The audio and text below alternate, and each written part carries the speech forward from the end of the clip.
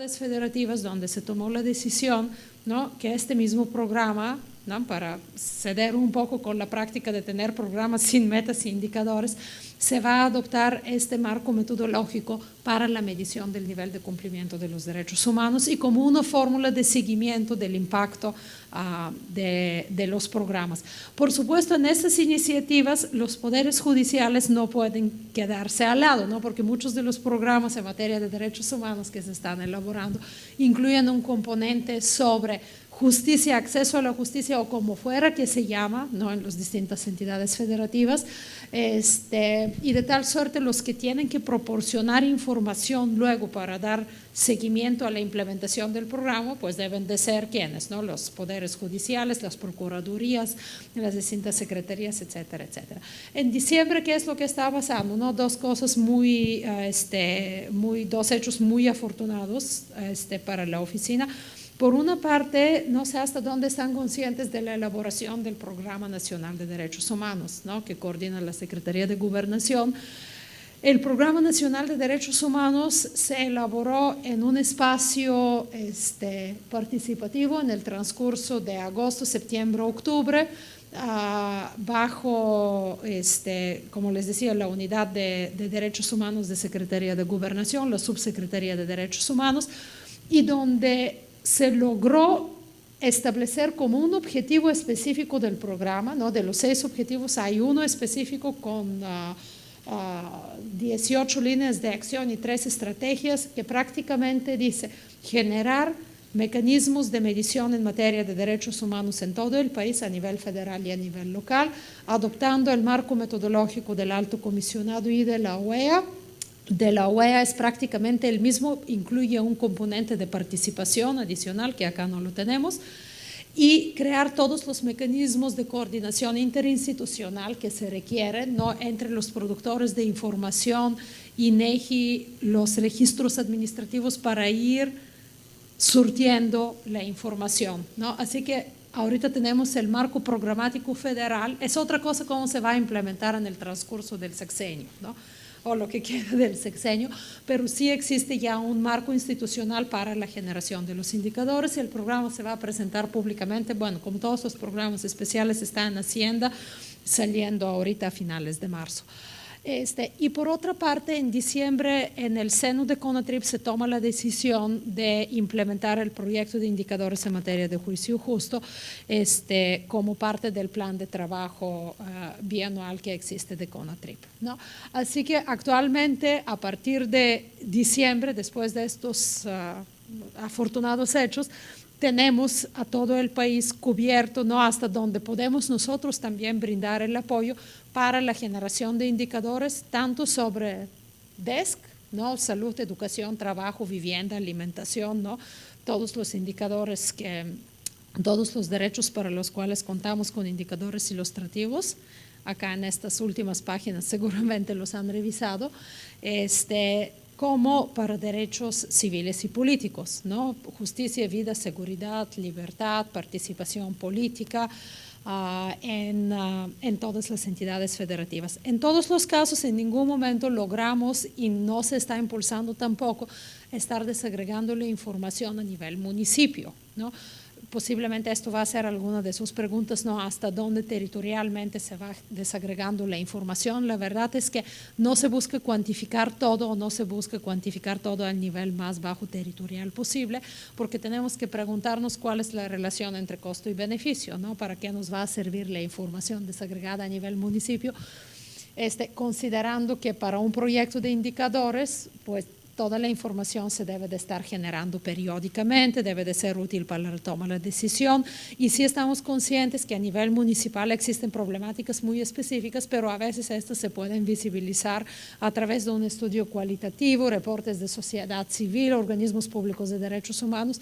A donde voy es que no todo necesariamente lo tenemos que cuantificar y desagregar a todos los niveles posibles, ¿no? Así que los proyectos que están viendo acá y a los que ustedes están participando, básicamente normalmente son a nivel federal y a nivel local, y luego los distintos, ya les van a platicar los compañeros, en el caso de los poderes judiciales, lo que se busca hacer es desagregar la información por materia y por instancia y luego por características de las personas, ¿no? Pero ya no se está desagregando la información para su presentación, no menos que alguien la pida específicamente, platícame de tal juzgado, ya para los informes públicos no se está desagregando a nivel juzgado. Imagínense cuánto va a costar, inclusive, no nada más la impresión de un libro, la presentación de estos resultados. Si en dado caso no me entienden por mi acento, o la forma de hablar, por favor, interrúmpenme, ¿no? No, ¿a dónde se fue? Espera. ¿Qué se acabó? ¿Qué pasó? ¿Ayuda? Ahí está. Ok. ¿Dónde estamos sentados nosotros como oficina en todo este proceso, ¿no? Ya pueden ver el objetivo principal de la subunidad de indicadores que tenemos en la oficina, es fortalecer las capacidades del Estado, ¿no? Entendido en cualquiera de sus niveles o poderes, de monitorear el nivel de cumplimiento de los estándares internacionales en materia de derechos humanos, ¿no? Allá la lógica que tratamos de transmitir nosotros hacia nuestras contrapartes es que quien tiene la principal obligación de hacer cumplir los derechos, pues son las instancias gubernamentales, es el Estado. Por lo tanto, la obligación principal de rendir información sobre este nivel de cumplimiento también está depositado en las manos de las instancias gubernamentales del Estado. Muchas veces este argumento no deja muy a gusto y muy contentos a las organizaciones de la sociedad civil, ¿no? A veces, y en teoría, en realidad, en la mayoría de las veces te dicen, ¿no?, los representantes de sociedad civil o de academia, que las estadísticas oficiales o los registros administrativos no son confiables, se reconocen las problemáticas mismas que estábamos conversando acá hace rato. Sin embargo, desde la posición misma que estamos representando nosotros y a través de este marco metodológico, la única información que se puede estar utilizando para la generación de los indicadores debe de ser la información que ustedes mismos son capaces de producir, y la información, por supuesto, la que está levantando en este caso el Instituto Nacional de Estadística y Geografía, ¿no? Así que lo que se busca hacer es fortalecer los propios mecanismos estatales que existen de generación de información estadística confiable, válida, con los niveles de desagregación adecuados, ¿no?, para poder monitorear el nivel de cumplimiento de los derechos humanos. Y como les mencionaba antes de que empezamos, todo esto por el mero propósito de presentar información ante el ámbito internacional no es un argumento único. La información debe de ser útil para la toma de decisión al interior de la institución. Así que este objetivo principal, ¿en qué tipo de actividades específicas por parte de nosotros se traduce, ¿no? Nosotros somos los primeros que intentamos de blindar las instancias gubernamentales a la hora de estar, por ejemplo, produciendo información que no necesariamente es muy amigable o muy buena, ¿no?, para los poderes judiciales. El caso del Distrito Federal, sale el primer dato, ¿no?, en 2009, cuando cerramos el proyecto sobre cumplimiento de términos procesales, esa información que francamente no se podía hacer pública, ¿no? Así de grave era la situación con no cumplimiento de términos procesales. Y aquí yo no soy abogada, pero los abogados sí me han comentado, ¿no?, cuáles son las repercusiones, ¿no?, para los propios juzgadores cuando no se cumple con términos procesales, ¿no? Así que ya esto me imagino que toda la información de aquí va a circular hacia sus superiores, ¿no? Lo que estamos intentando nosotros es no de ir públicamente con toda la información a la hora de tenerla producida, ¿no? Por supuesto, estamos impulsando mucho toda la parte de relaciones públicas, presentar públicamente los avances, etcétera, etcétera, pero a la hora de detectar información que puede ser más dañina que positiva a la hora de presentarla, lo que se busca hacer es trabajar un año más, ¿no?, para mejorar la situación, como lo hicieron ya varios de los tribunales que iniciaron los proyectos, y presentarla después de un año, 2 años, siempre y cuando, ¿no?, a lo largo de este tiempo logran utilizarla para la mejora para la mejora institucional. ¿Qué es lo que nosotros hicimos después de la publicación de este marco metodológico, ¿no? Este se publica en 2008, nadie lo conocía absolutamente, se vuelve el documento como un documento pues prácticamente de aplicación obligatoria por parte de los estados, porque aquí están sentados los tipos de información que los órganos de tratado luego van a requerir a la hora de que los estados presenten informes periódicos, ¿no? Ustedes saben que cada estado, no, ahorita México acaba de pasar por el examen periódico universal, periódicamente tienen que presentar información, ¿no? Los estados ante los órganos de tratados. Cuando no presenten la información estadística adecuada, y esta es la historia atrás de la generación del marco metodológico, pues se emiten recomendaciones. Y los estados no saben necesariamente cómo cumplir con estas recomendaciones en materia estadística. Acaba de salir, por cierto, el informe del relator de la Comisión Interamericana sobre personas privadas de su libertad, ¿no? La detención previa al proceso, durante el proceso. Ya hay 7 recomendaciones muy específicas sobre qué tipo de información estadística tienen que ir levantando ya los sistemas penitenciarios, procuración de justicia, impartición de justicia. Y aquí lo bueno es que el aparato ya de impartición de justicia está de entrada cumpliendo con todo lo que se está emitiendo como recomendación.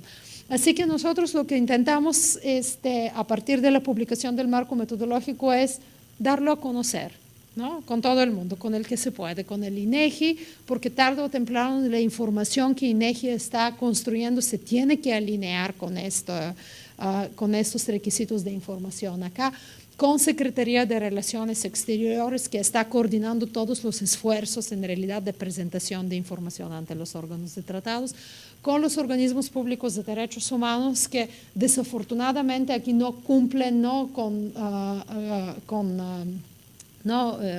con los requisitos de presentación de información estadística por tipo de violación de forma adecuada. Ustedes saben, 32 comisiones estatales y una Comisión Nacional de Derechos Humanos. No hay un catálogo único de violaciones de derechos humanos o de recomendaciones, ¿no? Que están emitiendo las comisiones. La información que INEGI está presentando, ¿no? se traduce en realidad en un catálogo propio que está manejando el Instituto Nacional de Estadística y Geografía. No, esto es para que ustedes se den cuenta como ni siquiera con las instancias que están encargadas de proteger los derechos humanos, proporcionar información, existe un catálogo único sobre qué tipo de violaciones vamos a estar registrando y sobre qué tipo de avances en materia de derechos humanos vamos a estar reportando. Por supuesto, con las organizaciones de sociedad civil y academia, porque para nada sirven estos esfuerzos si a largo plazo nadie utiliza la información fuera de los poderes judiciales. O las policías o las procuradurías o el ejecutivo no nacional, federal y los ejecutivos locales, no, tarde o temprano la información se debe de empezar a utilizar por los últimos 2 actores. Una cosa que seguramente han notado acá en los libros, cuando nosotros en colaboración con los poderes judiciales o con gobernación estamos presentando información que se produce, en ningún momento estamos calificando esta información y estamos haciendo interpretación, ¿no? Abrir, ¿no? Cualquier tipo de dato, promedio de días de duración de los juicios según materia e instancia, ¿no? Y estamos observando, ¿no? Cuáles son las duraciones promedias en primera, en segunda instancia, se comparan los datos a lo largo de los años, pero allá, por supuesto, se pueden dar distintas interpretaciones, ¿no? De qué es lo que significa este dato o cuál es el resultado del juicio según el tipo de defensor o según el nivel socioeconómico de las personas. En ningún momento nosotros como oficina, desde la unidad de cooperación técnica, nos podemos permitir emitir una evaluación, ¿no? O una opinión crítica sobre qué es lo que significa este dato. Y también hemos estado intentando de blindar los tribunales, ¿no? Y las demás instituciones con las que trabajamos. Con Rocío ya se fue, ¿no? Pero con el Distrito Federal en el primer libro estaba pensando, ¿no? La Dirección de Estadística de poner, ¿no? Una o flechita que va para arriba, para abajo, va bien o mal el indicador, o una carita feliz, triste, o así. Dijimos, no hagas esta autoevaluación, porque luego precisamente los últimos 2 actores que en ningún momento se involucraron en el proceso, pues muchas veces la posición es demasiado crítica, no vamos a salir con el dato y nos van a comer nuestra propia autoevaluación que estamos haciendo. Pero sí lo que todavía no logramos hacer es cómo asegurarnos que esos resultados que ustedes mismos están produciendo se están interpretando por los demás actores, no cómo se utilizan en la investigación. Luego va a llegar acá la magistrada Ana Isabel Velasco de Nayarit. Tuvimos una experiencia muy, diré yo, ridícula en el 4º Congreso de Estadística Judicial que coordina la Suprema Corte de Justicia de la Nación. ¿Alguien de ustedes estuvo allá? Fue como por septiembre, octubre, no me acuerdo, participó una jueza de Aguascalientes, ¿dónde están? Sí, había gente de Aguascalientes allá, había gente de Hidalgo, ¿no? Muy buenas presentaciones de todos los tribunales, ¿no? Con muy buen análisis de qué tipo de información hace falta generar, cómo se puede mejorar la función estadística en los tribunales, etcétera, etcétera. Y luego tenemos una presentación por una investigadora de la UNAM, ¿no? Muy reconocida en materia de discriminación, que se está parándonos, coincidimos en la misma mesa, ¿no? Distintas personas. Su discurso era antes del nuestro discurso de la oficina, compartíamos mesa con ellos, nosotros, UNICEF, y no me acuerdo quién más de la Suprema Corte, alguien había. Y el discurso, muy desafortunadamente, era exactamente el mismo que estábamos escuchando hace 4 años. Los tribunales no producen nada de información, lo único que se sabe sobre los tribunales es el número de sentencias que se están dictando, es imposible generar datos desagregados por sexo, etc. Y enfrente están parados todos ustedes, ¿no? O de los tribunales, porque estaban ponentes, ¿no? Allá estaba Marisa, estaba Distrito Federal, estaban los demás tribunales que ya habían avanzado, el propio Consejo de la Judicatura Federal, que se voltean y dicen es imposible que a este nivel no se conocen los avances, ¿no? En materia de medición que se están haciendo, cuando nuestra tarea es estar produciendo esos datos y utilizarlos para la política judicial, y la tarea, si mal no la entendemos, ¿no? De los académicos es leer, ¿no? Y conocer esos resultados, y aún más cuando desde una institución reconocida como es el Instituto de Investigaciones Jurídicas salen los investigadores francamente criticando, ¿no? La falta de cualquier tipo de esfuerzo e iniciativa que haya en el país, ¿no? Cuando en realidad hay muchísima información y muchos esfuerzos. Nosotros no sabemos hasta dónde es nuestra tarea o es su tarea o tarea de quién es ir cerrando la brecha, ¿no? Nosotros no podemos hacer que la gente en el país empiece a leer, ¿no? Y más en la academia, entre los académicos a los que les corresponde leer, pero efectivamente allá tenemos una brecha. ¿Qué es lo que hemos intentado de hacer en la presentación de este 3er volumen, donde estaba el director del Instituto de Investigaciones Jurídicas de la UNAM, ¿no? Presenta el libro sin haberlo leído y dice, es muy interesante que se hace ese esfuerzo, pero ¿cuándo va a llegar el momento en el que se presenta la forma de calcular los datos? Si dices, la forma de calcular los datos se presentó hace 3 años y está acá, ¿no? Por eso les decía al inicio, ¿no? Son 4 puertas cerradas y aquí es el momento de escuchar todas esas cosas, ¿no? Porque son los investigadores más prestigiosos del país, que en realidad, más allá de la crítica muy seria, ¿no? Que están levantando contra procuradurías, contra policía, contra poder judicial, contra lo que sea, en ningún momento se han tomado el esfuerzo de conocer los resultados, ¿no? Así que en Tamaulipas, en Nayarit, lo que estamos intentando de hacer es acercarnos a la academia bajo la fórmula que esto se puede hacer, ¿no? Impartición de algún curso, incorporación de este material a largo plazo. Lo que se debe de lograr hacer, y fue uno de los compromisos no adquiridos en Nayarit, es si los futuros jueces, abogados, defensores de oficio, ministerios públicos, etcétera, van a estar no evaluados, ¿no? Pero contabilizados según estos tipos de mediciones, en algún momento en la Facultad de Derecho esto se debe de estar conociendo, ¿no? Y se busca la fórmula que en los propios magistrados, presidentes de tribunales que resulta que dan clases o están vinculados, ¿no? Con las facultades de Derecho, esos contenidos vayan penetrando también. Abro paréntesis tan grande porque esto va a hacer tarde o temprano su propio trabajo, ¿no? Con los tribunales que avanzan, ¿no? Con la construcción de sus sistemas de medición o la elaboración de marcos de normativos y de indicadores estructurales tan amplios como lo hicieron en Oaxaca, todo este conocimiento se tiene que ir regresando hacia la academia y la sociedad civil. Y la verdad es que desde la oficina trabajamos con una persona, no conmigo nada más el tema de indicadores, y no logramos, ¿no? Cubrir todo todo el sector que tenemos que cubrir. El proceso atrás de la elaboración del marco metodológico es bastante largo, ¿no? Toma desde 2005, ¿no?, hasta 2008 que se está publicando. Y es un proceso participativo, así como se debe de estar aplicando, ¿no?, luego a nivel local el marco metodológico mismo, ¿no? Lo que se buscó hacer en realidad es traducir tanto los derechos económicos, sociales y culturales como los derechos civiles y políticos, así como vienen descritos en tratados internacionales y en observaciones generales de los comités de derechos humanos, en unas tablas ilustrativas, ¿no? Tratar de resumir el contenido del derecho, así como lo ven ustedes acá en las últimas páginas, ¿no? Y abrimos, bueno, esto es juicio justo, abrimos otro para que no hablemos de lo mismo todo el tiempo. Lo que se ha tratado de hacer es, por ejemplo, abren el derecho al trabajo y lo que se busca hacer es identificar los 4 o 5 contenidos o rubros más grandes que resumen qué es el derecho al trabajo, ¿no?, como proviene desde el ámbito internacional, no se olviden. Y se toma la decisión, ¿no? Pueden ver, ¿no?, como un ejemplo cuáles han estado participando en la definición de esos contenidos.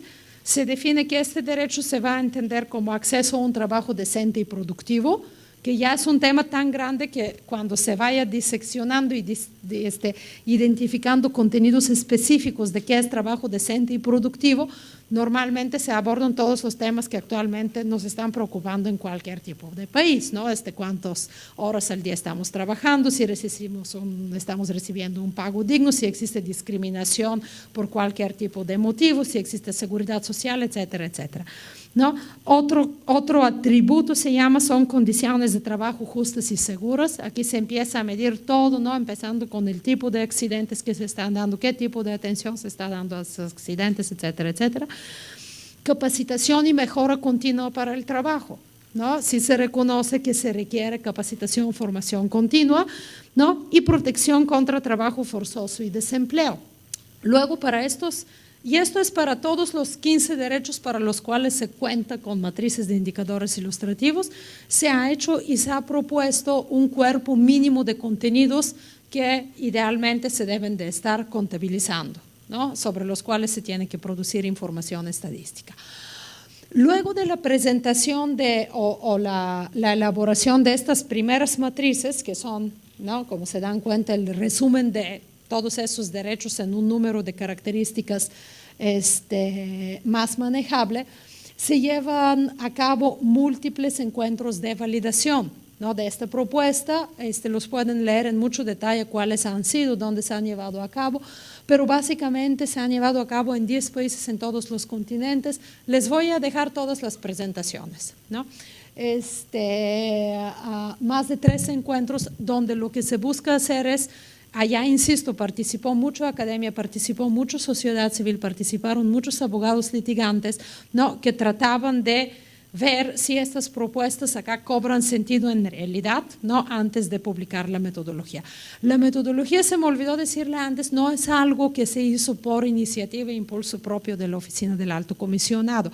Más bien el Consejo de Derechos Humanos, ¿no?, encomienda esta tarea, ¿no?, en manos de la Oficina del Alto para que organice todo el trabajo, precisamente cuando se dieron cuenta los órganos de tratados que los estados no saben cómo responder a las recomendaciones en materia de estadística, y cuando de un informe al próximo informe del estado se presentan variables completamente distintas, ¿no? Y se decidió a nivel de Consejo de Derechos Humanos de las Naciones Unidas, pues intentamos de producir por lo menos unas tablas que pueden estar orientando los estados, ¿no?, sobre cómo medir en materia de DESCA, derechos económicos, sociales, culturales y ambientales, y derechos civiles y políticos, ¿no? Así que prácticamente la Oficina del Alto Comisionado se convierte en el coordinador y implementador de este proyecto. ¿Qué es lo que aquí en unas 50 y tantas páginas van a encontrar planteado como consideraciones conceptuales principales? En primer lugar, lo que se mide a través de los indicadores acá propuestos, y esto lo tienen que tomar en cuenta ustedes a la hora de estar incorporando nuevos contenidos, es que estos indicadores cuantitativos tienen que reflejar el contenido normativo de los derechos humanos, ¿no? Básicamente debe de existir, y esto es, ¿no?, como el ABC de la teoría, lo que se dice en los tratados internacionales, nuestra Constitución después de la reforma constitucional de 2011 y observaciones generales de los comités de derechos humanos, se tiene que poder medir. Lo que significa esto es que a la hora de que ustedes deciden excluir contenidos, se tienen que estar preguntando, ¿esto entra en conflicto con lo que dice el estándar más alto en materia de derechos humanos? ¿Sí o no? ¿No? Por ejemplo, existen, allá los abogados me van a estar ayudando, ¿no?, pero existen directrices internacionales en contra de la esclavitud moderna y en contra de la esclavitud y venta de niñas menores de 18 años, ¿no?, y venta de cualquier ser humano, pero con particular protección a los menores de edad.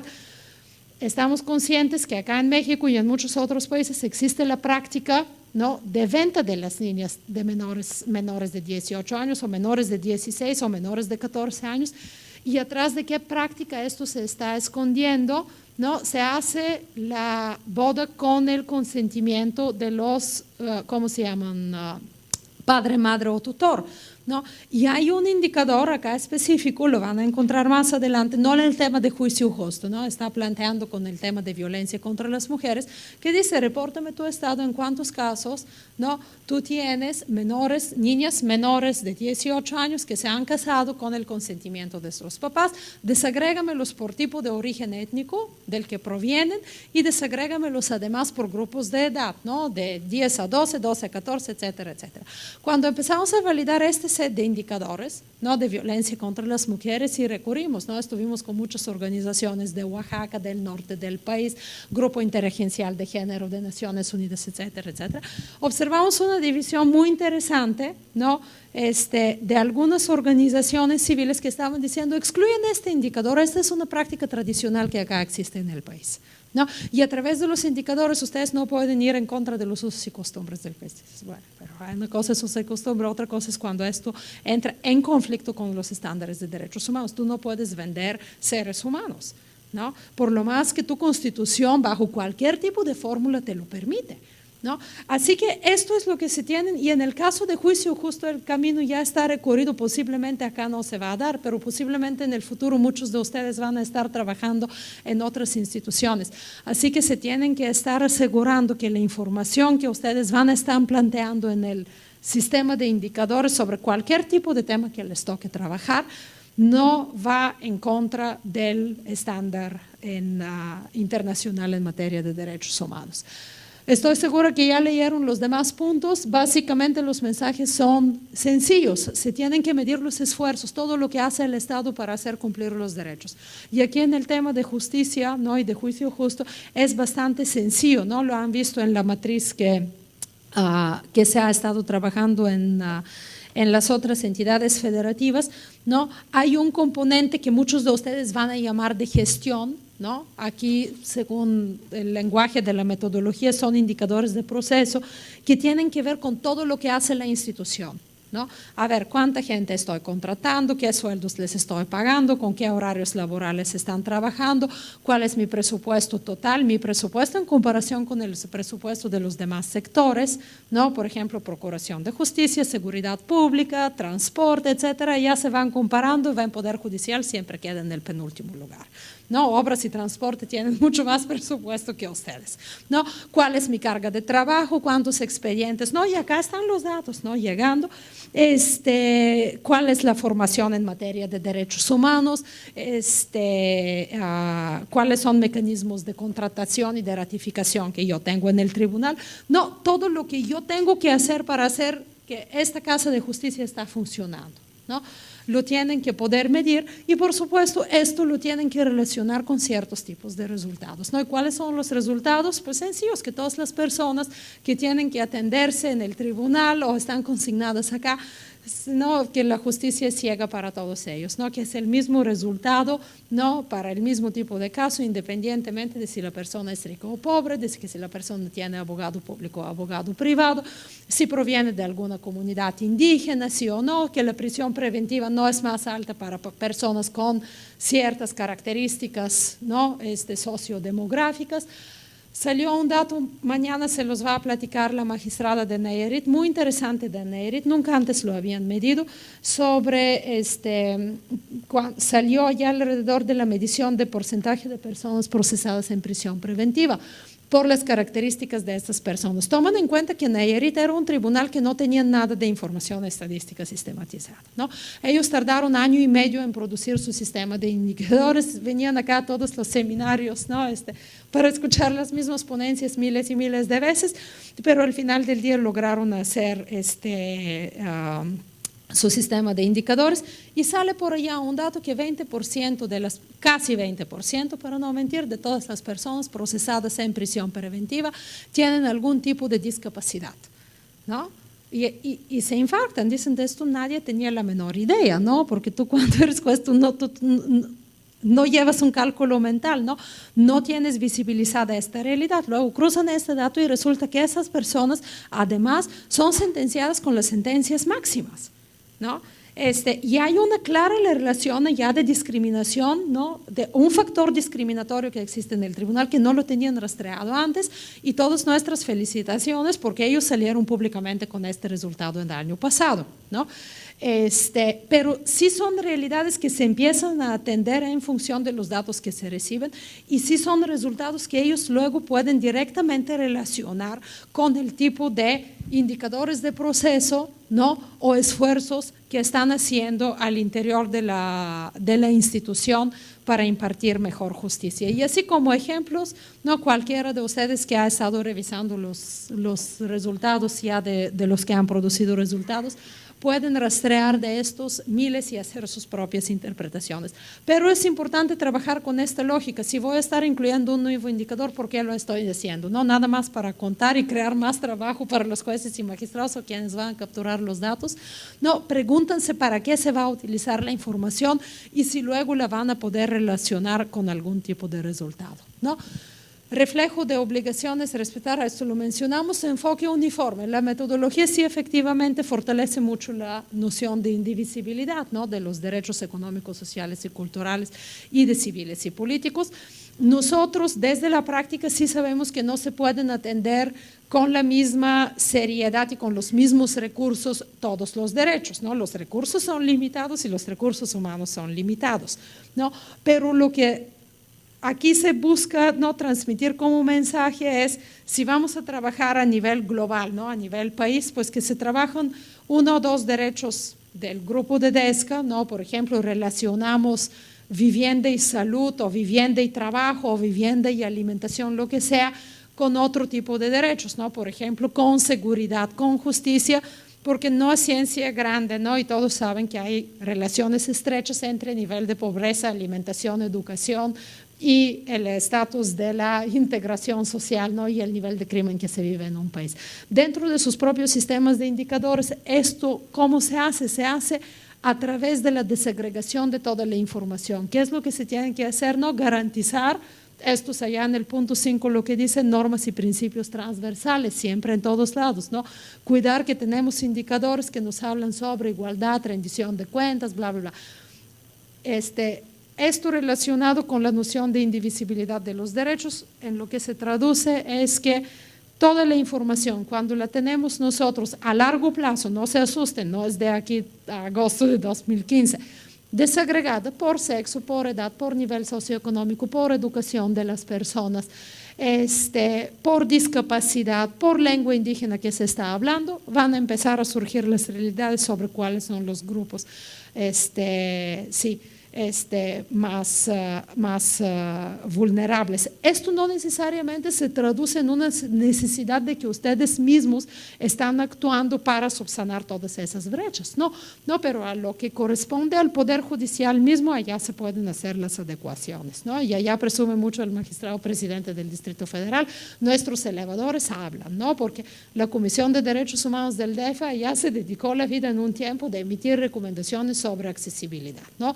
Y era accesibilidad física y se pusieron las rampas y luego se pusieron otros, ¿no? Unos, ¿cómo se llaman? Como barandales que te guían, y luego, pero las personas ciegas, ¿cómo le hacen? Pusieron las cosas de braille.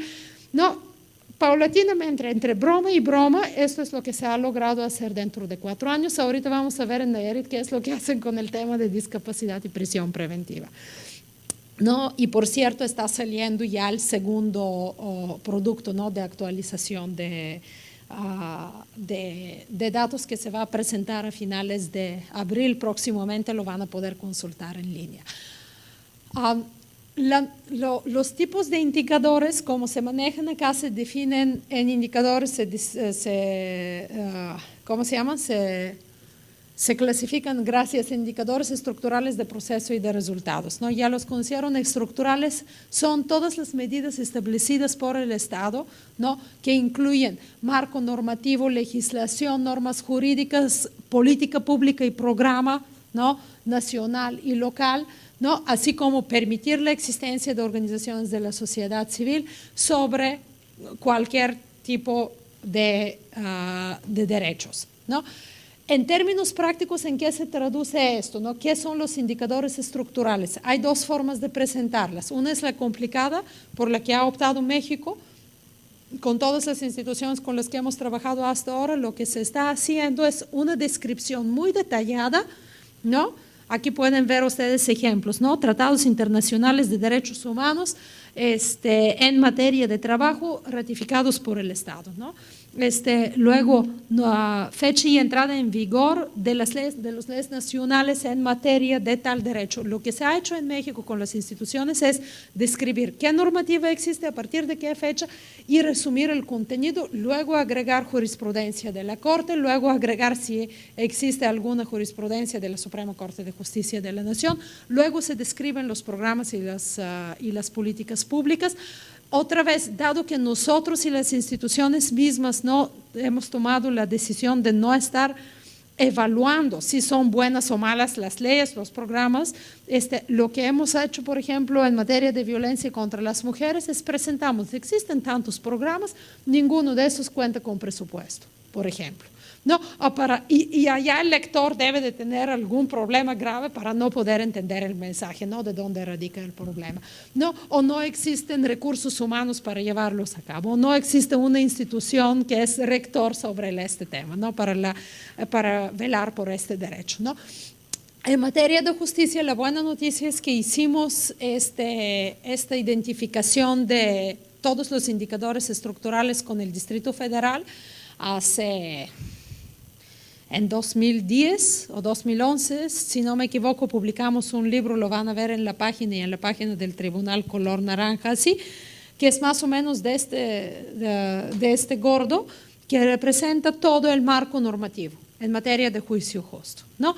Trabajado por atributos, ¿no? Por estos temas que ustedes ven acá, ¿no? Justicia alternativa, consignaciones, procesos penales, audiencia pública, qué es lo que dice el estándar internacional, qué es lo que dice la normativa nacional y cuál es el programa o la política pública que existe en el Distrito Federal. Todos los demás tribunales, inclusive luego procuradurías y policías, copian este texto, hagan lo mismo en sus respectivos tribunales, no lo tienen que hacer desde cero. Primero toman nota que ninguno de nuestros productos tienen copyright, pero está la leyenda, úsanlo, es para el Estado, ¿no? Nada más, no hagan una nota a pie de página de dónde toman el trabajo. Y luego en las distintas entidades federativas como es Oaxaca, como es Nayarit, como lo hizo Michoacán en su momento, como lo empezamos a hacer con Campeche y ahorita esperamos que vamos a poder retomarlo, se hace ¿cómo se dice? Recuento de qué es lo que dice la normativa local, ¿no? En materia de cada uno de estos temas. Esto es la forma difícil de hacerlo. Pueden cambiarlo, por supuesto, en cualquier momento, pero dado que ya la gran parte del trabajo está hecho, puede ser más difícil cambiarlo que preservarlo así. En otros estados, por ejemplo, en Ecuador, ahorita que trabajamos en Paraguay, en Guatemala, han empezado a hacer lo mismo. Lo único que están haciendo es presentan un cuadro donde dicen, tal legislación existe a partir de tal fecha, cuáles son los artículos donde se está consagrando, se hace referencia al derecho y con esto se acaba el asunto. No se hace absolutamente ninguna presentación más detallada, no se hace referencia a otros instrumentos internacionales, nada, es forma completamente legítima de hacerlo. Hablando en términos prácticos, lo que pueden hacer, por ejemplo, los tribunales nuevos que apenas van a empezar a hacer este trabajo es preservar el marco normativo internacional, así como se publicó en el volumen morado y como lo publicaron Nayarit y como lo publicaron de Michoacán, y su propia legislación, si ustedes no tienen tiempo de describirla en tanto detalle, ya la presentan en un formato de tabla.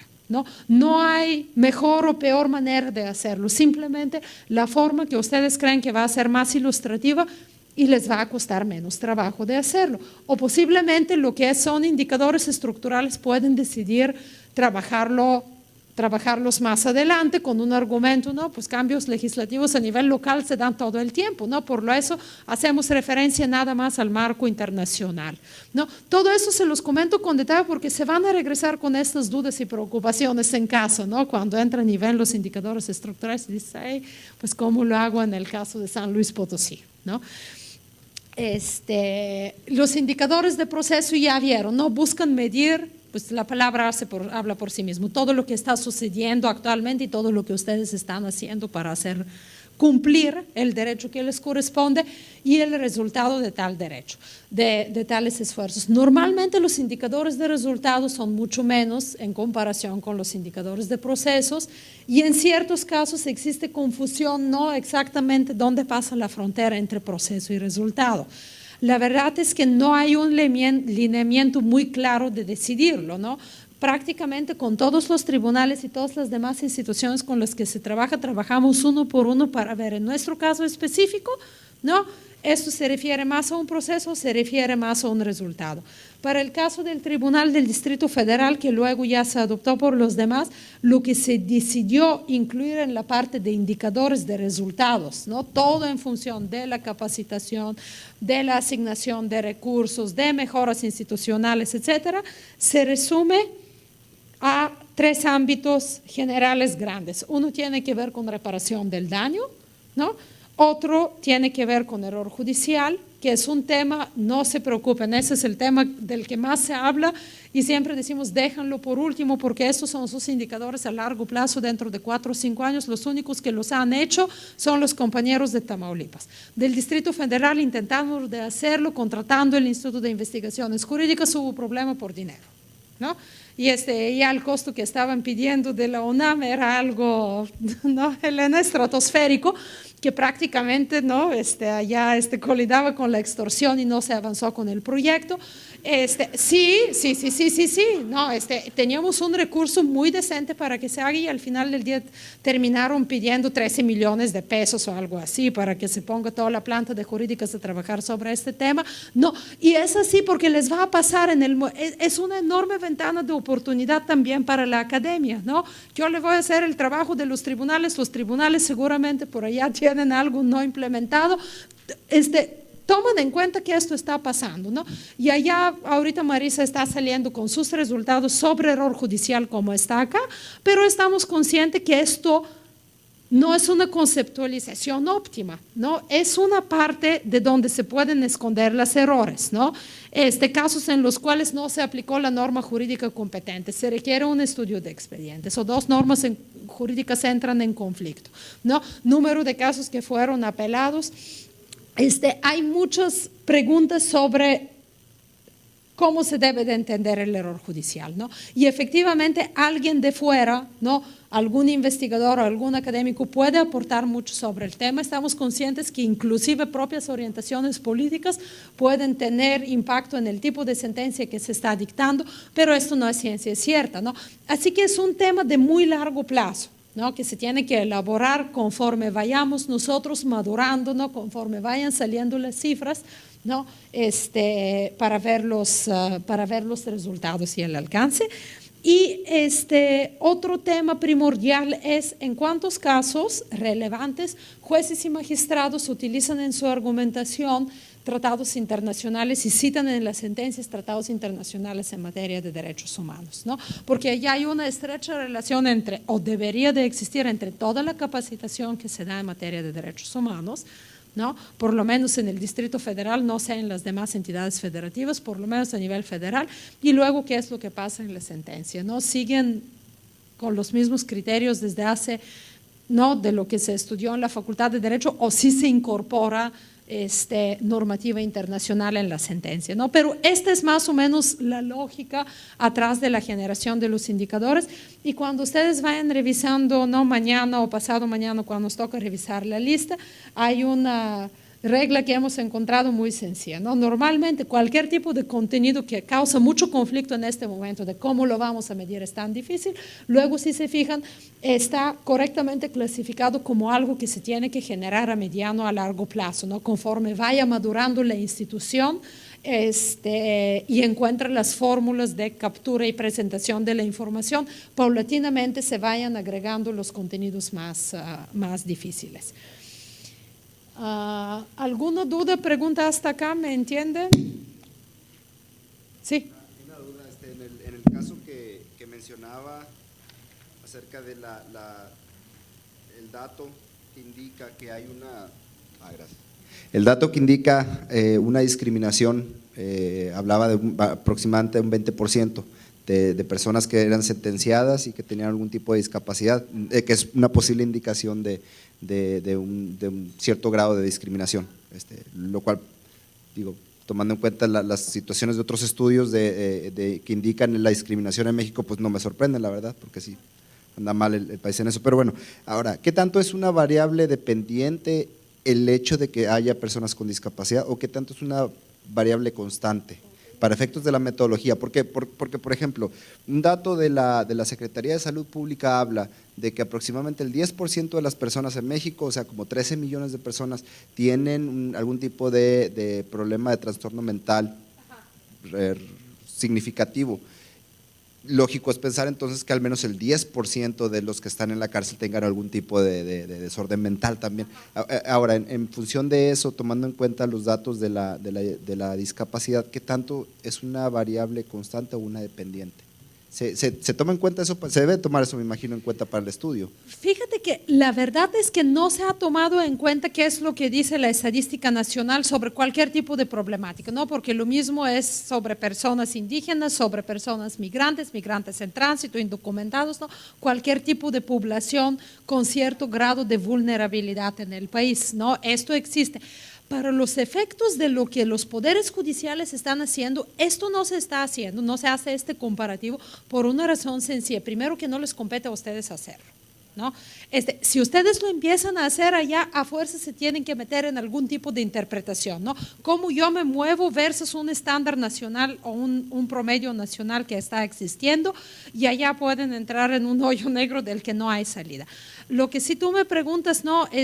Si esto es una variable constante, ¿no? El tipo de, las características de las personas, allá sí se dan cuenta que estos sí son variables que en teoría se tienen que, bueno, no variables, son niveles de desagregación, pues variables independientes, ¿no? Que se tienen que generar para todos, o registrar, como lo hacen en Tamaulipas, para todos los casos, ¿no? Porque la única forma de poder capturar, y esto sí toman en cuenta, esto va a largo plazo, ¿no? A corto plazo ustedes van a tener número de sentencias condenatorias, ¿no? A largo plazo van a tener, o a mediano plazo, sentencias condenatorias por tipo de representación, sentencia no condenatoria, ¿no? por cuántos años a prisión fue sentenciada esta persona, según sus características, ¿no? Que si tenía discapacidad, que si era pueblo indígena, que qué pueblo indígena era, que si tenía traductor, etcétera, etcétera, ¿no? Pero en teoría, lo que se ha optado por hacer hasta ahora, que las desagregaciones son las siguientes, ¿no? Materia, instancia, todo esto, ¿no? Como variables independientes. Instancia, tipo de área, jurisdiccional, apoyo judicial o administrativa. Tenemos uno que le llamamos características de la persona o del grupo de población o lo que fuera, ¿no? Puede ser el caso de la persona específica que se está viendo o en el caso de menores de edad donde se maneja la información de forma, como es en el caso de Ecuador, por ejemplo, agregada para toda la población. Sexo, pertenencia indígena, discapacidad, persona extranjera, nivel socioeconómico, orientación sexual, únicamente si esta haya sido la causa del conflicto. Aquí tuvimos, me acuerdo con Elena, en este entonces, en 2009, las discusiones, cómo se mete el tema de orientación sexual. En el Distrito Federal, en virtud de un diagnóstico de derechos humanos, lo mismo que se hace en Oaxaca, lo mismo que se hizo en Coahuila, hay todo un set de líneas de acción sobre derechos de las personas de la diversidad sexual, ¿no? LGBTI. Por lo tanto, en muchas de las instancias empiezan también a recibirse recomendaciones sobre población de la diversidad, sobre los LGBTI, ¿no? Por lo tanto, en muchas de las instituciones se pensaba que se tiene que generar toda la información sobre estos grupos de población, pero ya sí empezamos a entrar en un problema de hasta dónde es moralmente correcto estar levantando la información si la orientación sexual o la religión, como puede ser, no tiene absolutamente nada que ver con el conflicto que la persona ha vivido, ¿no? Y esto también, acuérdense, luego se traduce en formatos de captura de la información, ¿no? Llega su caso de, ¿no? Justicia para adolescentes, un niño, 16 años, etcétera, y ustedes van, ¿no? Registrando toda la información y ahorita díganme cuál es su orientación sexual o cuál es su religión, ¿no? ¿Por qué lo vamos a hacer? ¿No? Todo se empieza a complicar demasiado si luego la información no se va a utilizar para poder relacionarla, ¿no? Con la actuación, en este caso, del aparato de impartición de justicia según las características del caso mismo, ¿no? Luego, por tipo de representación, los niveles de ingreso es una pregunta que seguramente van a tener, se definieron y los que se han manejado hasta ahora por los tribunales que han avanzado son menores de 4.500 pesos, luego de 4.500 a 10.000, de 10.000 a 15.000, 15.000, 25.000 y más de 25.000, ¿no? Y el nivel de escolaridad hasta preescolar, primaria, secundaria, preparatoria, y luego tenemos carrera técnica profesional, maestría o doctorado, y creemos que es pertinente, recuérdenme en Tamaulipas cómo fue, pero carrera técnica y profesional posiblemente se pueden comprimir en una categoría, ¿no? Más bien lo que se busca ver es sobre nivel de alfabetismo de la persona y su capacidad, ¿no? De poder manejarse con cierta agilidad a lo largo de un proceso. Así que todas estas variables, insisto, ¿no? A mediano y largo plazo se deben de estar generando. ¿Algo más? ¿Acá? Muchos de estos temas luego los vamos a ver en el transcurso de los demás días. Rocío les va a mostrar definiciones de indicadores, Marisa todos, esta es la definición que se está planteando en el marco de la metodología del alto comisionado, ¿no? Información concreta que se puede relacionar con normas de derechos humanos, ¿no? En breve, y aborda, refleja principios de derechos humanos y se utiliza para evaluar y vigilar la promoción y la protección de derechos humanos, ¿no? Bastante complicado. Luego todos los que se dedican a estadísticas conocen el sinfín de otras definiciones. En este tema acá no me voy a detener, ¿no? Sobre cuál es la utilidad creo que ya hemos conversado bastante, ¿no? Pero voy a dejar un ratito las láminas porque esto es lo que nos tenemos que estar preguntando luego con ustedes, ¿no? O si ustedes empiezan a liderar semejantes procesos en otras instituciones sobre para qué nos va a servir un indicador si lo dejamos fuera del sistema o si lo estamos incluyendo, ¿no? En el caso específico de indicadores sobre el derecho a un juicio justo, la verdad es que el cuerpo de indicadores principales ya prácticamente no se va a mover mucho, se va a adecuar un poquito el lenguaje, ¿no? Si fuera necesario para cada una de las entidades federativas que ustedes representan, ¿no? Pero si ustedes empiezan a agregar nuevos indicadores o empiezan a evaluar aquellos que ya están generando, estas son las preguntas. ¿Les sirven para visibilizar condiciones y para qué los quieren visibilizar? ¿No?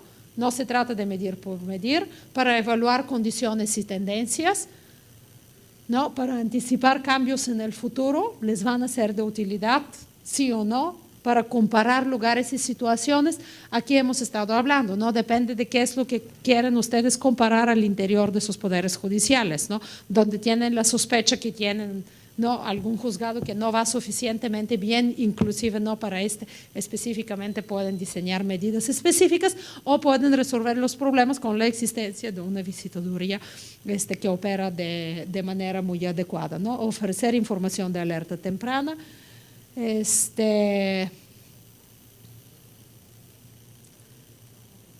Criterios para la selección de los indicadores, ¿no? Es bastante sensata acá la información también, ¿no? En todos casos tienen que ser pertinentes, confiables y válidos. Todos saben cuál es el significado, ¿no? De los conceptos de confiabilidad y validez.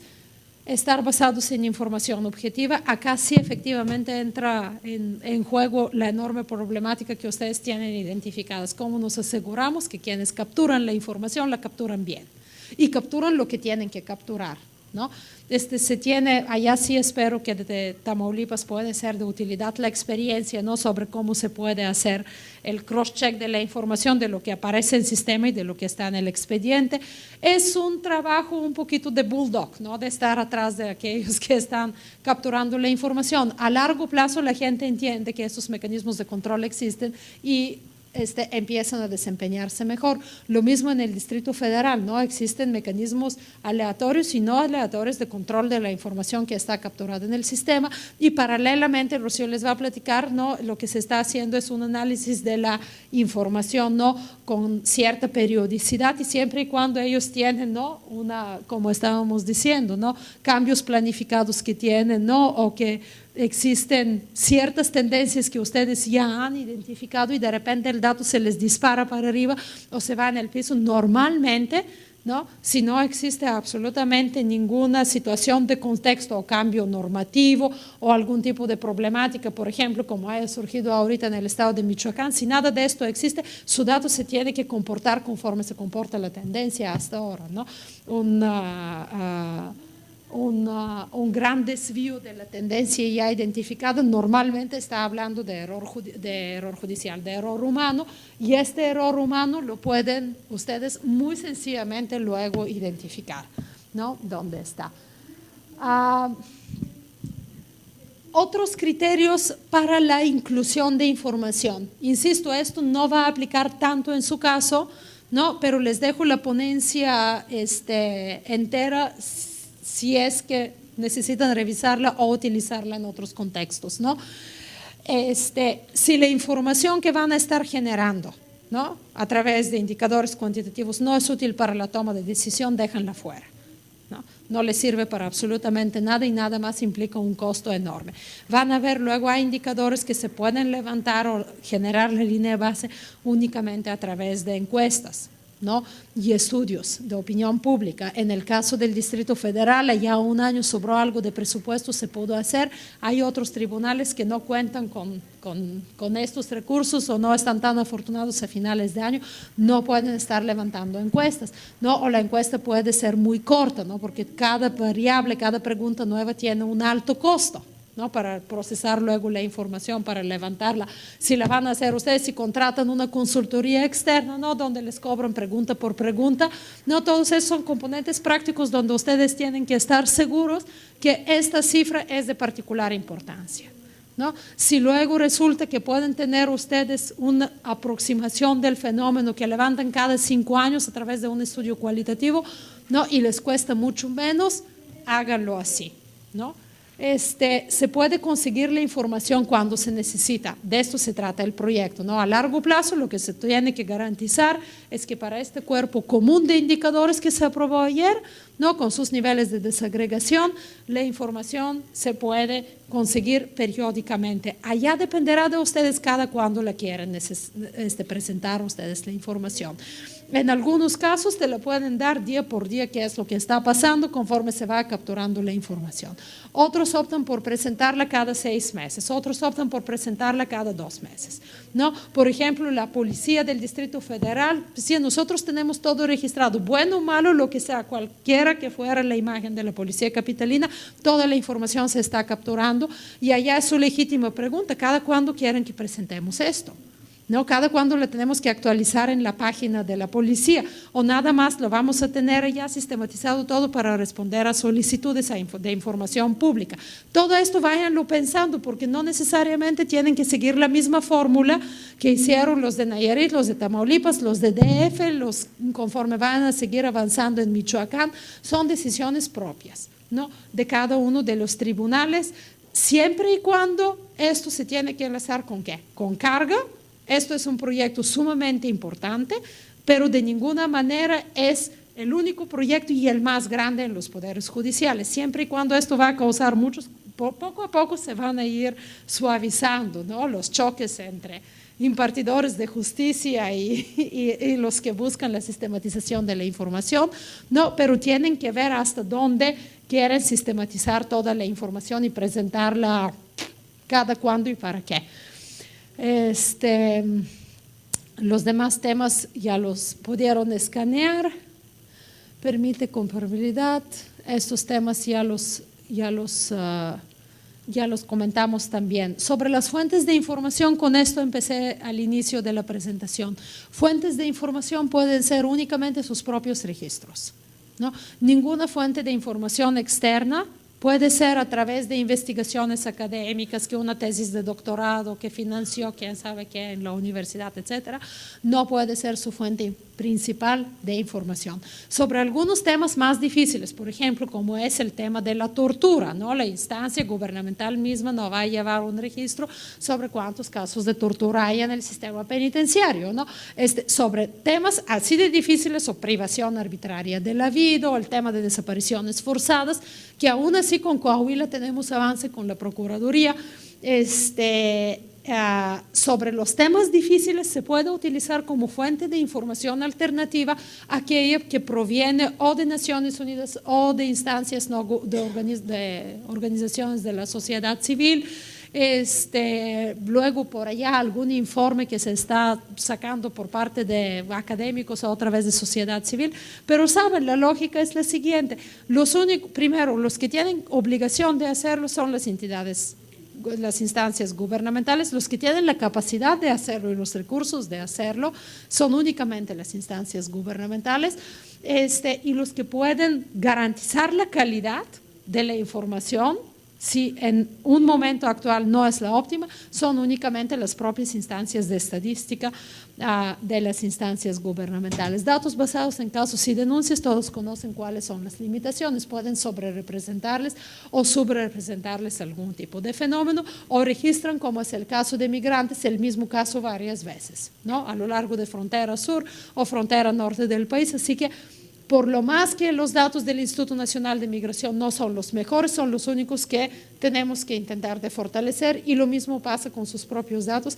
que afortunadamente en comparación con todos los demás resultan ser los mejores, ¿no? Las casas de justicia son las más ordenadas luego.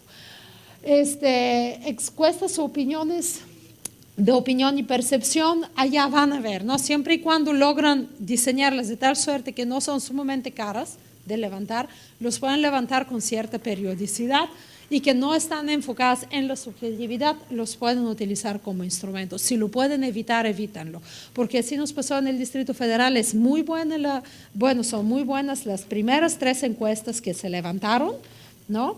Que son sobre la satisfacción de los usuarios del tribunal, ¿no? En cuanto a múltiples aspectos, excelente información se produjo, cuestionario exclusivo para abogados también se levantó y encuesta a población abierta sobre la impartición de justicia, mediante la cual se fue revelando la cifra negra, ¿no? En dado caso que tú tienes que atender tu asunto a un tribunal, ¿no? Ante un tribunal, ¿por qué no lo estás haciendo? Lo mismo se integró en el set de indicadores de Procuraduría y de Sistema de Seguridad Pública. Allá la pregunta es, son excelentes, no sirve para nada si no se puede levantar con cada cierta periodicidad, y esto va relacionado con recursos que se tienen que destinar para este tipo de estudios. Así que piénsenlo muy bien, ¿no? Qué tipo de información van a ir levantando a través de encuestas, y si lo pueden evitar, evítanlo, ¿no? Porque luego también tienen que cuidar la muestra y dependiendo de la población, ¿no?, que están atendiendo, puede ser que eso se vuelva en un monstruo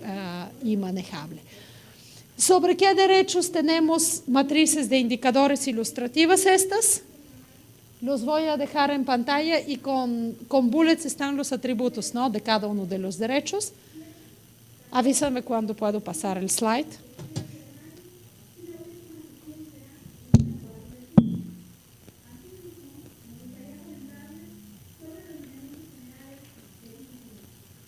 Abrir paréntesis sobre sistema penitenciario, por ejemplo, cuando se empieza a trabajar componentes como alimentación adecuada y salud luego van a entrar en el sistema, ¿no?, de las personas privadas de su libertad, qué es lo que está pasando en materia de nutrición, seguridad alimentaria, etcétera, ¿no? Y de allá vayan viendo, ¿no?, la interdependencia de los derechos.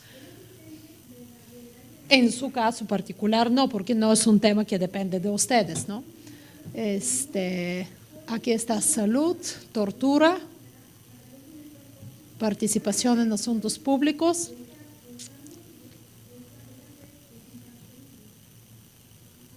¿Sigo?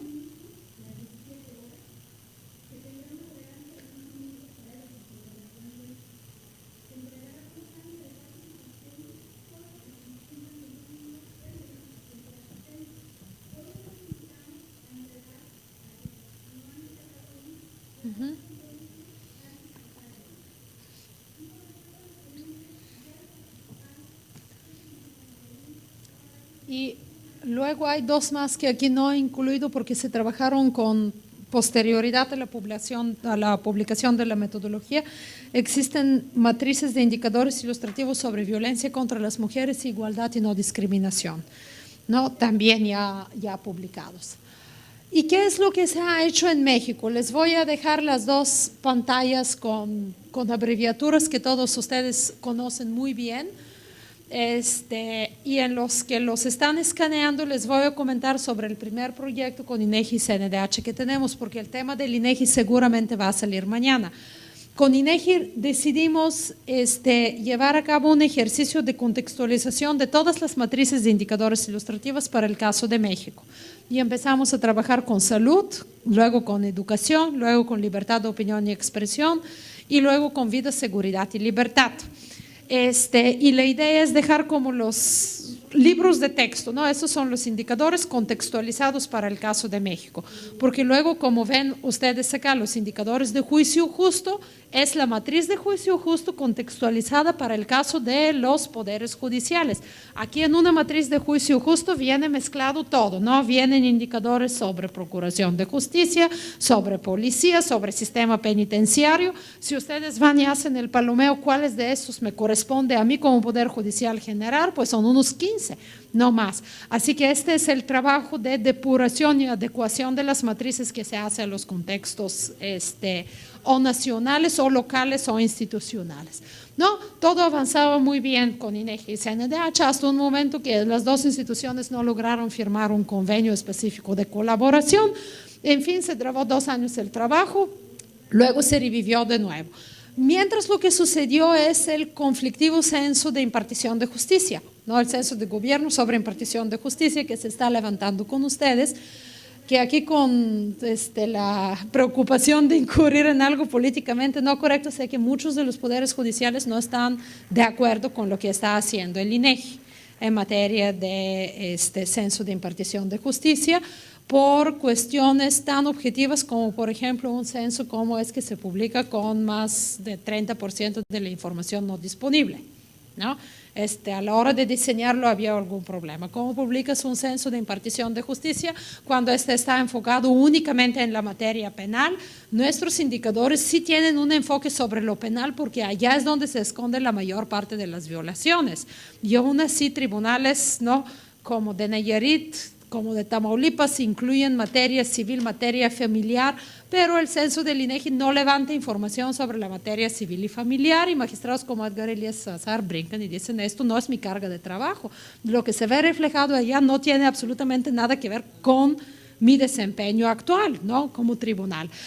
Así que ha habido un cierto blindaje por parte del INEGI de su propio censo. No han permitido que muchas personas, ¿no?, expresen críticas, etcétera, o los que han criticado no han recibido, ¿no?, luego acceso a los espacios donde se puede mejorar este censo. Sin embargo, si llegó el momento, ustedes saben, la Suprema Corte de Justicia de la Nación no lo contesta, ¿no?, lo regresa con el comentario que esto no sirve para nada y este Poder Judicial de la Federación no lo va a estar llenando hasta que no lo hagan bien, ¿no? Y allá entre varias es la ministra Olga Sánchez que dice, esto se mejora o se mejora, ¿no?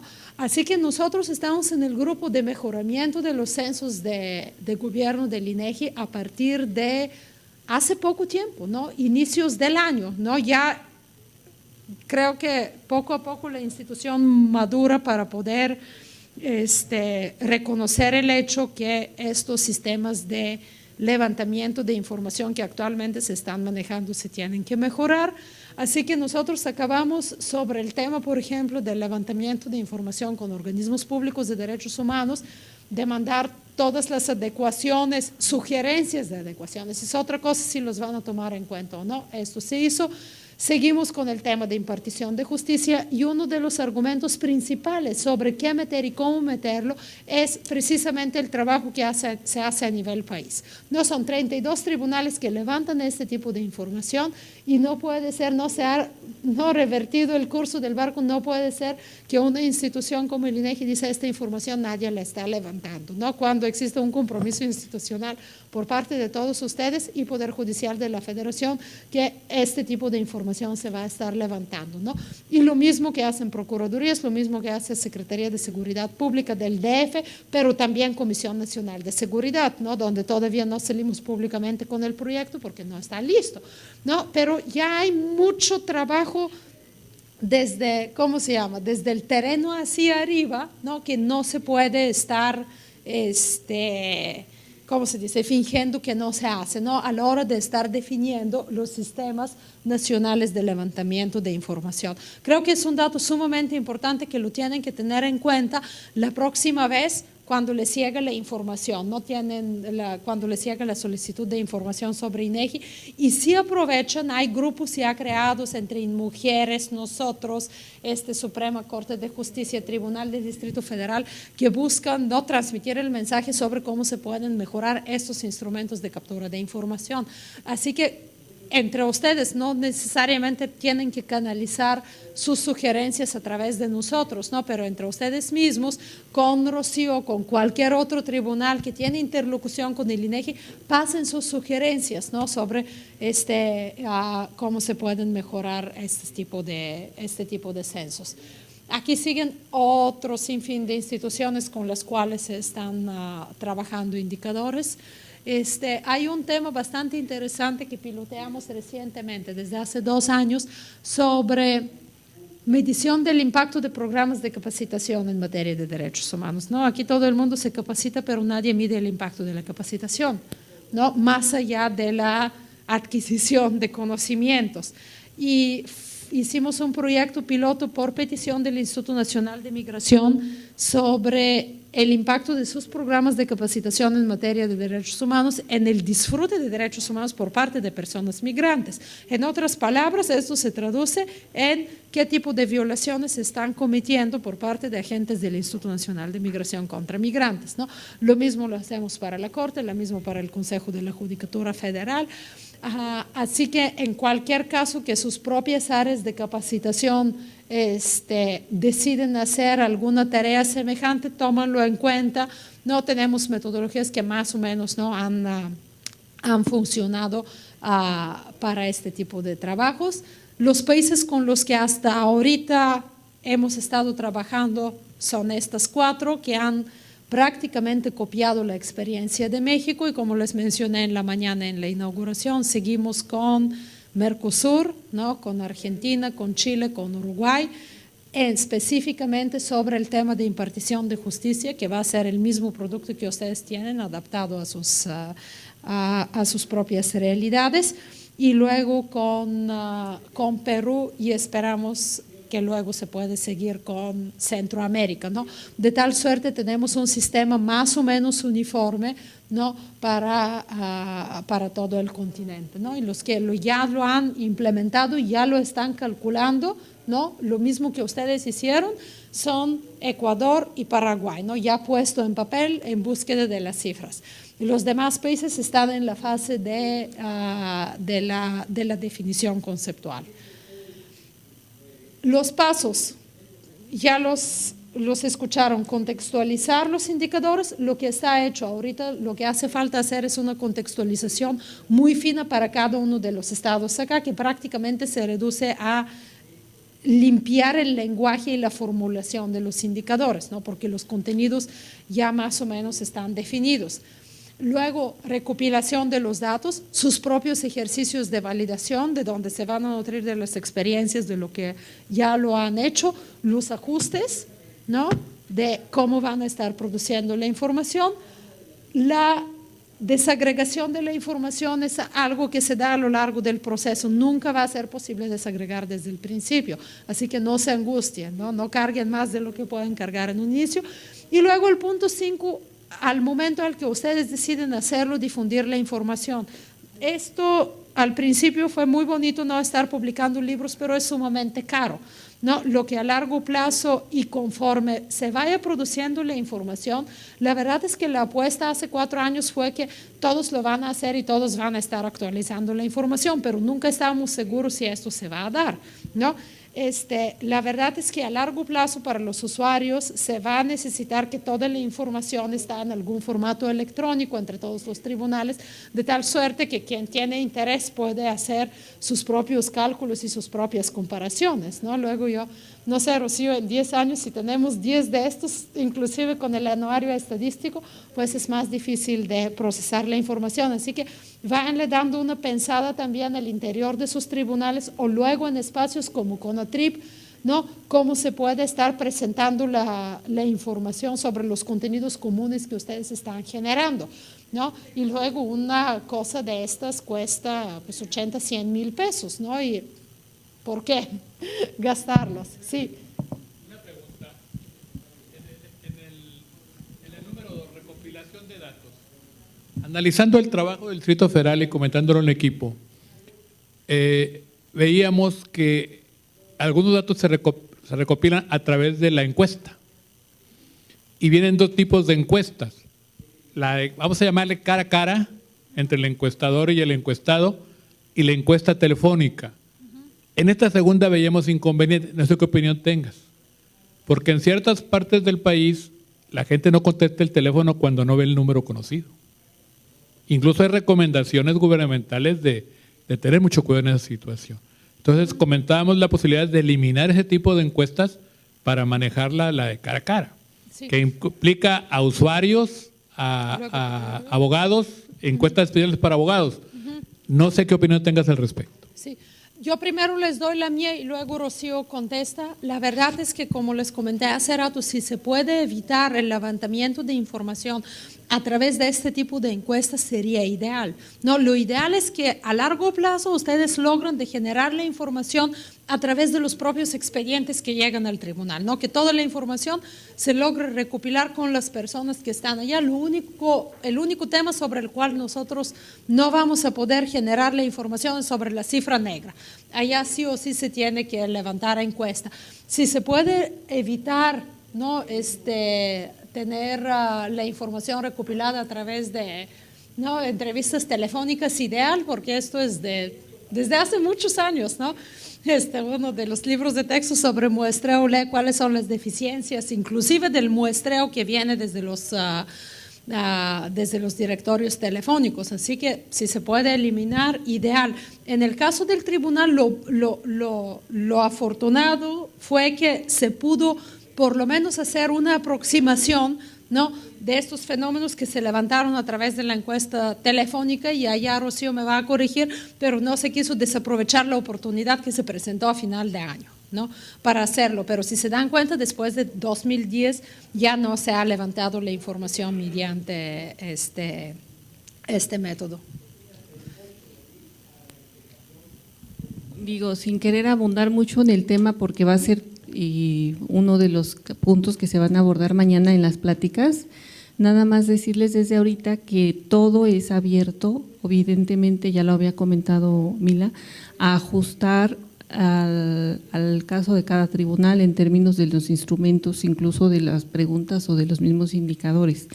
En el caso de nosotros fue una cuestión realmente de poder absorber ese gasto, ¿no? Evidentemente hubiera sido preferible hacer una encuesta también cara a cara a nivel de la Ciudad de México, pero era muy costoso y no teníamos el recurso. Y otra opción fue esta, que pudimos, para esta sí teníamos un recurso que podemos aprovechar y por eso lo hicimos así. Lo ideal es que para la siguiente, que esperamos poderle estar levantando el año que entra, pues ya la podamos hacer de esa forma. Gracias. Imagínate, si para ustedes es costoso, imagínate para nosotros. Sí. Sí, y esto otra vez, ¿no?, nos lleva a la cuestión que vimos antes, ¿no?, periodicidad de la información. Está muy bien como línea de base, es un muy buen primer acercamiento a la problemática que aquí ustedes están leyendo, pero yo, Rocío, inclusive lo veo dentro de un par de años, como vamos con la bandera, oye, léenlo, interpretenlo, usen la información, tarde o temprano nos va a llegar por parte de sociedad civil y académica cuándo la vas a actualizar, cuándo, ¿no?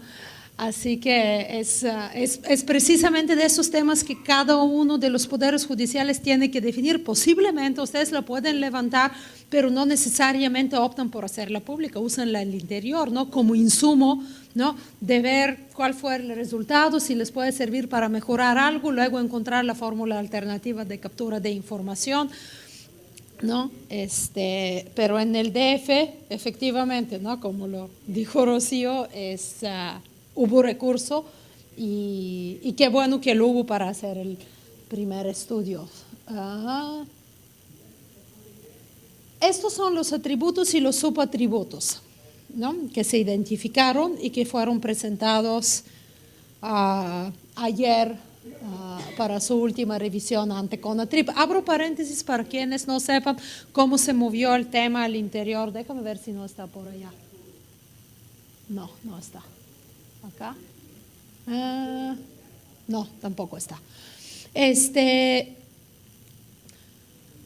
Cuando el proceso con el Distrito Federal avanza, nosotros solicitamos un espacio en 2010, fue Marisa ante CONATRIP en una reunión en Aguascalientes. Todavía era el presidente de Tabasco. Habrá sido en 2010, ¿no? Sí. Presentamos todos los avances y allá exhortó el magistrado presidente del Distrito Federal a todos los demás tribunales que se suman a la iniciativa, ¿no?, y que puedan hacer el mismo trabajo, que va a ser de suma utilidad poder comparar la información, que sirve, ¿no?, para mejorar imagen institucional, internacional, etcétera, de todos los tribunales. Y después de esta misma reunión, nosotros tampoco habíamos visto, ¿no?, otros avances. Estamos trabajando paralelamente con muchas de las instituciones que vieron en las láminas anteriores, pero el único producto en realidad tangible que teníamos era el primer volumen del Distrito Federal. Así que tampoco teníamos mucha cancha de ir abogando por un caso de que todos hagan lo mismo sin saber si esto va a perdurar inclusive al interior del Tribunal del Distrito Federal.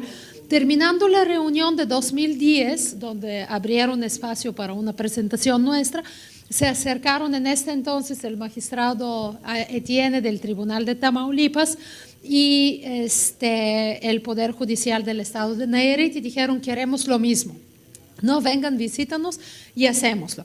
porque en realidad nosotros lo que estamos haciendo para los tribunales interesados es más o menos lo mismo, ¿no? Y las colegas de Chihuahua también lo saben, y de Campeche también, y de Michoacán, ¿no?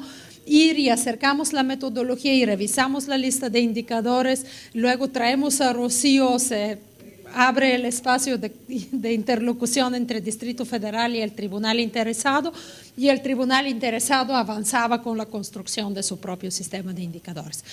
Ya que tuvimos 3 tribunales que producían datos y otros que habían producido ya sus sistemas de indicadores estructurales o estaban a punto de terminarlos, ¿no? Como era el tema del Tribunal de Oaxaca, el Tribunal de Michoacán, por allá se habían acercado de Puebla, de Hidalgo también.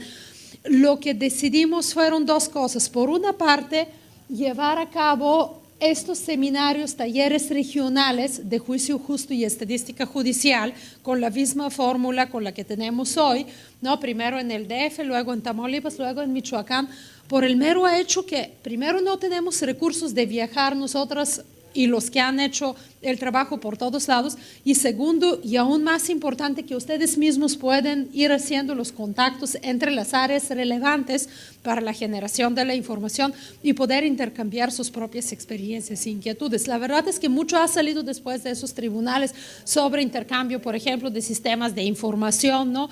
Esto es lo que empezamos a hacer. Y al mismo tiempo, lo que impulsamos desde la oficina es la incorporación de este sistema de indicadores en el seno ya de CONATRIP, de tal suerte que desde la CONATRIP puede ir permeando hacia todos los tribunales, y después cuando se tiene que presentar a nivel internacional e impulsar nuevo trabajo, que ya es México, que es CONATRIP, ¿no? En la cara de ciertos tribunales que vaya exportando la experiencia.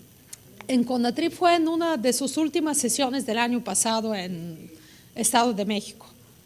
En Toluca fue del 5 de noviembre o 5 de diciembre, no me acuerdo exactamente qué fecha fue, cuando otra vez nuestro representante fue, presentó el tema, todos escucharon con mucho interés, dijeron, sí nos interesa, y en la siguiente sesión que tuvieron en Cuernavaca, ustedes saben mejor, 17 de algo fue, enero o febrero, se aprueba un acuerdo, ¿no?, que dice se implementa el marco metodológico en el seno de CONATRIP para la elaboración de los indicadores, y en el plan de trabajo de CONATRIP del presidente actual hay líneas de acción sobre la generación de indicadores, ¿no? Ya se empieza, pero vean cuántos años después, institucionalizar el proceso. Y aquí con quién lo estamos hablando en la tarde, ¿no? Una cosa es que un grupo de presidentes aprueba un proyecto de indicadores con marco metodológico y luego va y dice, como a nosotros nos pasa con nuestro jefe, ¿no? Toma, hazlo, ¿no? Y de ahí a implementarlo ya la tarea no es tan fácil, ¿no? Para esto nos sirven seminarios, para esto nos sirve ir poniéndonos cara uno a otro, y ustedes ya saben, ¿no? Como lo hablamos, con quién voy yo, con quién va Marisa, con quién van todos los demás, para ir arrastrando lápiz y haciendo el trabajo en realidad. Y en la sesión de ayer, este conjunto grande, ¿no? Línea de acción número 50 y tanto, ¿no? Se va a implementar el sistema de indicadores. Se tradujo en un acuerdo que decía se adopta el marco metodológico y se usan los avances de los tribunales que ya han avanzado para la construcción de todos los demás, pero aún así no tiene mucho contenido, y el contenido fue definido y aprobado ayer, que fue la lista esta, pero ya limpiada de los contenidos específicamente relacionados con el Distrito Federal, no, un poquito reducida y dividida en plazos a corto y a largo plazo. Fue aprobada ayer. Esto es su marco ya institucional, que yo insisto, ¿no?, como paraguas sirve para mucho, porque es enorme la diferencia entre estar ahora, ¿no?, trabajando conjuntamente dentro de un marco institucional, que trabajar, Marisa, en 2010, porque al presidente le pareció sumamente interesante el proceso, ¿no? Es más difícil ir convenciendo uno por uno a cada uno de los presidentes. Así que acá vieron los atributos y los subatributos que vamos a discutir a partir de mañana.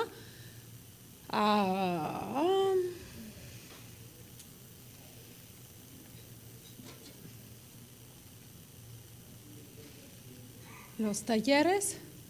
Luego, el trabajo con PGJ, con Procuradurías y con Seguridad Pública, básicamente lo que busca hacer es ir cerrando el círculo de la información, ¿no? Lo que se busca es poder rastrear bien todos los casos desde que se presentan ante la Procuraduría hasta que se dicte sentencia condenatoria o absolutoria.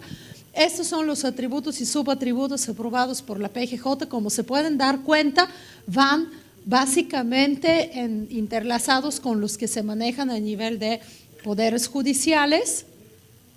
Hay ciertos casos no de diferencias, por ejemplo, vida, integridad de las personas, privación arbitraria de la vida y desaparición de las personas, es algo que les corresponde a ellos, a ustedes no.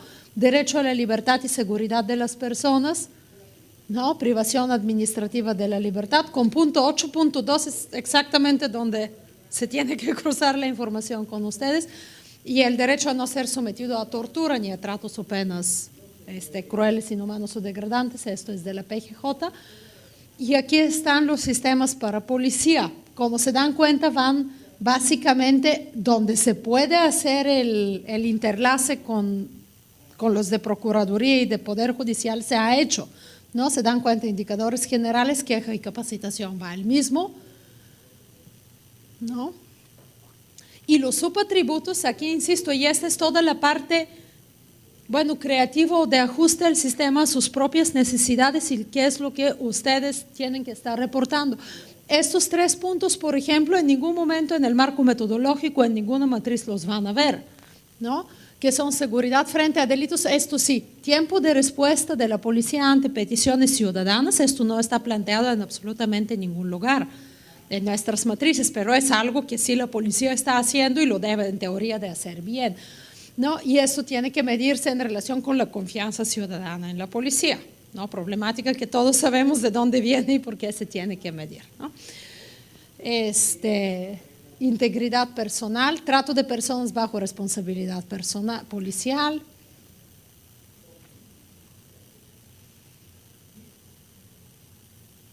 Y la idea es que en todas las entidades federativas donde se trabaja con poderes judiciales, se va a trabajar de forma paralela con procuradurías y con secretarías de seguridad pública o comisiones de seguridad.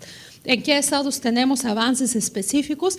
Porque estamos justo en la fase de estar subiendo estos procesos en los espacios de CONAGO y de conferencias de procuradores, ¿no? En Coahuila, en el Distrito Federal, en Oaxaca y en Querétaro. La Policía Capitalina presentó sus resultados hace poco, ahorita en enero, 11 de enero, 11 de febrero, no me acuerdo exactamente la fecha, y desde el Distrito Federal nos van a apoyar a sumar a la iniciativa las comisiones de seguridad de la llamada zona centro, ¿no? Pero se dan cuenta de dónde viene todo este know-how y cómo hacerlo, de los tribunales, ¿no? De no haberlo hecho ustedes dentro de los tribunales y en el marco de CONATRIP no íbamos a tener el insumo de cómo aprovechar los espacios institucionales que existen, por lo más que pueden tener sus propios vicios o velocidad no tan alta, etcétera, etcétera, es su experiencia que haya permitido hacerlo con las demás instituciones. Y aquí están parte de los productos, ¿no?, que ya existen. Estos son los indicadores estructurales que ustedes no tienen. No, está bien, gracias, que no tienen. Este es el tercero, no, este es volumen 1, indicadores estructurales. Volumen 2 es de los primeros resultados. Volumen 3 es el que traje acá, ¿no? Aquí ya se están comparando todos los datos. Violencia contra las mujeres, 111. Es otra cosa que Segov todavía no los está calculando, ¿no? Tamaulipas 1, Tamaulipas 2, Tamaulipas 3, va Tamaulipas 4. Nos hace falta la foto, Maris. Michoacán 1, ahorita esperamos Michoacán 2. Nayarit 1, Nayarit también lo juntan con su anuario estadístico. Y allá está entrando la magistrada, que la citamos mucho hasta ahora. Procuraduría, agua, medio ambiente, esto es con Semarnat. Y experiencias regionales, que esto también esperamos poder actualizarlo a final de año con los demás países. Y sobre retos, pues ya se habló mucho de esto, no me voy a detener más. Así que acá termino yo y el resto ya sí es su propio espacio de poder nutrirse de las experiencias de todos los que han hecho muy exitosamente el trabajo. Muchas gracias por su Paciencia.